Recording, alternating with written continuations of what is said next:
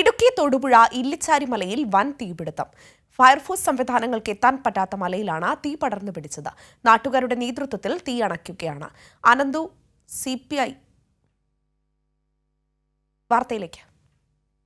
കരിങ്കുന്നം പഞ്ചായത്തിലെ 6ാം വാർഡായ പഴയമറ്റം ഇല്ലിച്ചാരി മലയിൽ നിന്നാണ് തീ പടർന്നത്. ഇന്നലെ രാവിലെ 10 മണിയോടുകൂടിയാണ് തീ പടരാൻ ആരംഭിച്ചത്.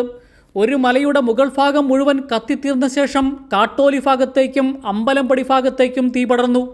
പുലരുവോളം നാട്ടുകാർ നടത്തിയ അക്ഷീണ പരിശ്രമത്തിലൂടെ തീ അണച്ചിരുന്നു.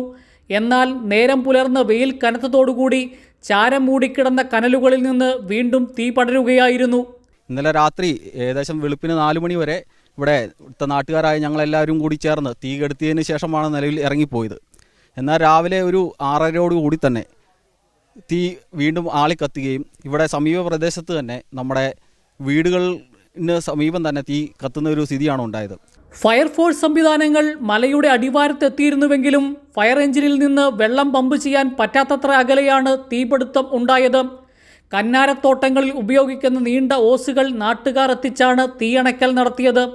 കനത്ത ചൂടും വീശിയടിക്കുന്ന കാറ്റും തീ അണച്ചുവെങ്കിലും വീണ്ടും അപകട സാധ്യത നിലനിർത്തുന്നു.